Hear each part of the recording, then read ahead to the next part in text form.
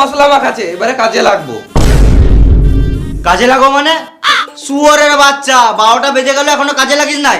দেরি করে আসলে আমার কাজে 12টা বাজিয়ে দিছিস। আমার কি দোষ? একে তো বালের মতন দুটো লেবার দিয়েছো, ওরা যদি কাজ না করে তা আমি কি করব? কই বোকাচোদা লেবার? এই কাজ করতে কি হয়? মশলা মাখা। হ্যাঁ বলছিলাম যে হ্যাঁ দাদা বলুন বলুন বলুন। হ্যাঁ কাজ কত দূরে গেলো? একদম সুপার কাজ চলছে, অনেক সকাল থেকে কাজে লেগে গেছে। আমার লেবার মিস্ত্রি অনেক ভালো আছে। আর হ্যাঁ, আর এই কোনটা আছে না, এই কোনটা ভালো করে ফিনিশিং করে দিবি।